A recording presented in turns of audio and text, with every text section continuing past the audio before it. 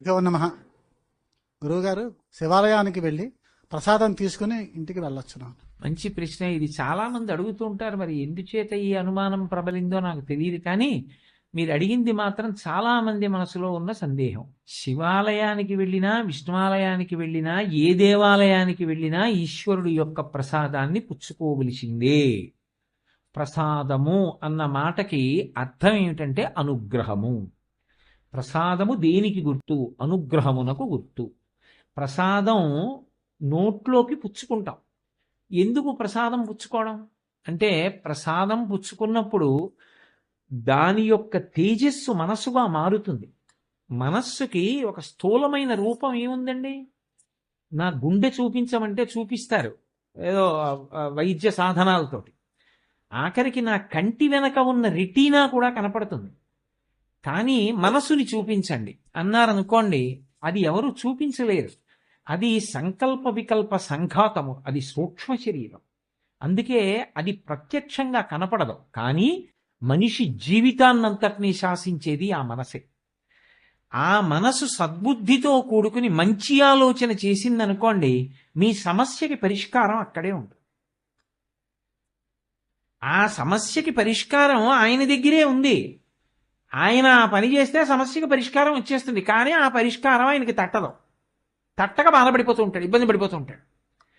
ఆ పరిష్కారం ఇదే, నువ్వు ఈ పని చెయ్యి, నీ సమస్యకి పరిష్కారం వచ్చేసింది అన్న ఆలోచన దేని వల్ల వస్తుందంటే, భగవత్ సంబంధమైన ప్రసాదాన్ని లోపలకు పుచ్చుకుంటే అది మనసుగా మారితే అది సంకల్పంగా వచ్చి బుద్ధి నిర్ణయం చేసి ఆ నిర్ణయాన్ని అమలు చేయించి కష్టంలోంచి బయటికి తీసుకొస్తుంది. అది ప్రసాదం. అయితే మిగిలిన దేవాలయాల్లో ప్రసాదానికి, శివాలయంలో ప్రసాదానికి ఒక ప్రధానమైనటువంటి భేదం ఉంటుంది. శివుడు పరమ ఉదారుడు. అంతటి ఉదారుడైనటువంటి కారణం చేత ఆయన యథార్థంగా తన భార్య అయినటువంటి పార్వతి, విఘ్నేశ్వరుడు, సుబ్రహ్మణ్యుడు తన బిడ్డలకే తన కుటుంబంలో స్థానము అన్న మాట అనలేదు.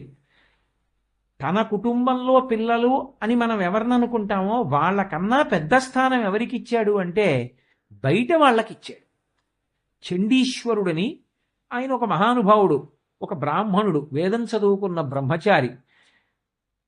ఇసుకతో శివాలయాన్ని నిర్మాణం చేసి తను తోలుకొచ్చినటువంటి ఆవులు తాను చదువుతున్నటువంటి వేదమంత్రాల చేత సంతసించి విడిచిపెట్టినటువంటి పాలతో ఇసుకతో కట్టిన లింగానికి అభిషేకం చేసేవాడు.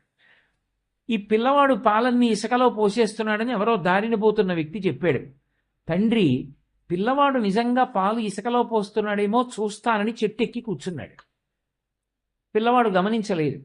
గమనించక ఆవుల పాలు ఆ కుండలో విడిచిపెడితే ఇసుకతో దేవాలయం కట్టి, దేవాలయం లోపల ఇసుకతో లింగం పెట్టి, తాను పెద్ద దేవాలయంలో ఉన్నాననేటటువంటి మానసికమైన భావనతో ఈ ఆవులు విడిచిపెట్టిన పాలు తీసి సైకత లింగం మీద రుద్రాధ్యాయంతో అభిషేకం చేస్తున్నాడు.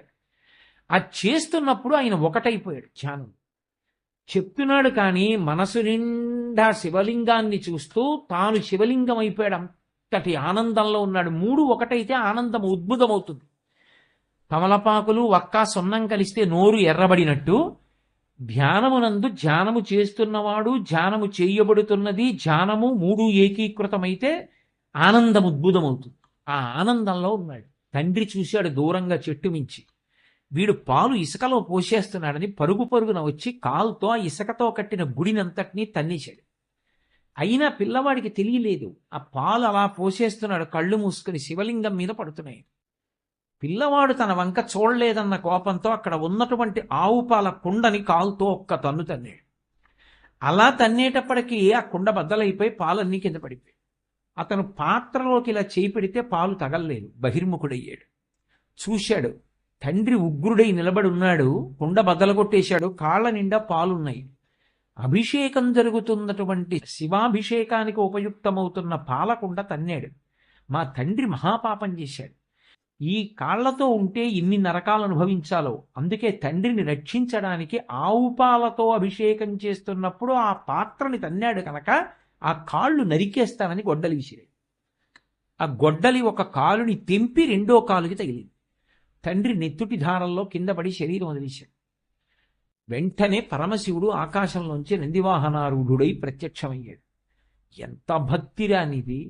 నువ్వు కట్టిన ఇసుక కూడా అనుకోలేదు, శివలింగం అని అభిషేకం చేశావు.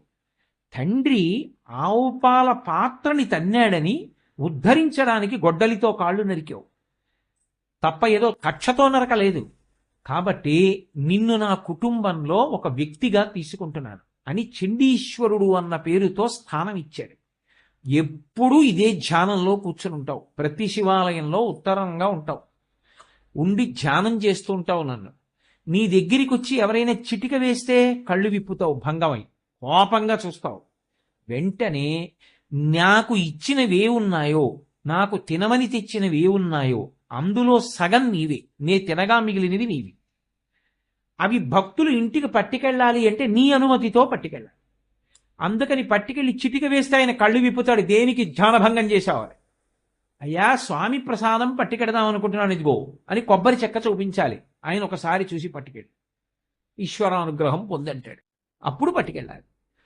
అందుకే నివృత్యై చండాంశ త్రిపురహర నిర్మాల్య విముఖై అంటారు శంకర భగవత్పాదులు సౌందర్యలహరిలో. కాబట్టి ఒక శివాలయంలో ప్రసాదం తీసుకెళ్ళాలి అంటే తిన్నగా పట్టుకెళ్ళకూడదు, చండీశ్వర స్థానం దగ్గరికి వెళ్ళి చిటిక వెయ్యాలి. ఎందుకు చిటిక వేస్తున్నావు అంటే ఆయనకి చెవుడండి అంటుంటారు కొంతమంది. కొంతమంది చప్పట్లు కొడతారు. ఎందుకండి అంటే ఆయనకి చెవుడండి. ఆయన చెవుడు అయితే నువ్వు ఎందుకు చప్పట్లు కొట్టడం?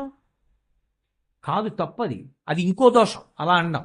ఆయన ధ్యానమగ్నుడై ఉంటాడు, నువ్వు చిటిక వేస్తే ఆయన కళ్ళు విప్పుతాడు. నేను చెప్పా కదా, శబ్దం అయితే ధ్యానం భంగం అవుతుంది. ప్రసాదం చూపిస్తే ప్రసన్నుడవుతాడు. సరే తీసుకెళ్ళండి. ఒక కొబ్బరి చెక్క గుడికి వెళ్ళిందంటే శివుడికి వెళ్ళింది, ఓ కొబ్బరి చెక్క ప్రసాదమై ఆయన తిని మీకు శేషం ఇచ్చాడు. ఇప్పుడు ఆ ప్రసాదం పట్టుకెళ్లే ముందు చండీశ్వరుడికి చూపించి ఇంటికి పట్టుకెళ్ళాలి. ఒక్క శివాలయంలో మాత్రం అది నియమం తప్ప తిన్నగా గుళ్ళోంచి పట్టుకుని వెళ్ళిపోకూడదు అని. అంతేకాని శివాలయంలో ప్రసాదాలు పట్టుకెళ్ళకూడదండి, శివాలయంలో ప్రసాదాలు గోడ మీద పెట్టి వెళ్ళిపోవాలండి. అవి ధూర్తతనంతో కూడుకున్న మాట. అసలు అలాంటి పనులు చేస్తే రావలసిన అనుగ్రహం రాదు. తప్పకుండా ప్రసాదం పట్టుకెళ్ళాలి. మారేడు దళాల్లాంటివి అవి పట్టుకెళ్ళి ఎక్కడో పడేస్తే ఎవరైనా తొక్కుతారేమోనన్న భయం ఉంటే అటువంటివి చండీశ్వర స్థానం దగ్గర విడిచిపెట్టి వెళ్ళిపోవడం మంచిది. అంతేకాని ఆ నిర్మాల్యం పట్టుకెళ్ళి నందీశ్వరుడి మీద పెట్టారనుకోండి, ఆ నంది మించి కింద పడతాయి. శివలింగ దర్శనం చెయ్యాలంటే నందీశ్వరుడి దగ్గరికి వచ్చి కుడి చెయ్యి ఆ రెండు వేళ్ళు ఆయన కొమ్ముల మీద పెట్టి వెనకాతల ఎడం చేత్తో ఆయన వృషణాన్ని పట్టుకుని ఒక్కసారి ఇలా నొక్కితే ఆయన ఊపిరి అని ఆగుతుంది. ఆగినప్పుడు ఆ ఊయల ఆగి శివదర్శనం అవుతుంది. వృషస్య వృషణం స్పృష్ట్వా శృంగమధ్యే శివాలయం దృష్ట్వా క్షణం నరో యాతి కైలాసే శివసన్నిధిం అని శైవాగమం. ఇప్పుడు నంది మీద పెట్టారనుకోండి, అది కింద పడుతుంది.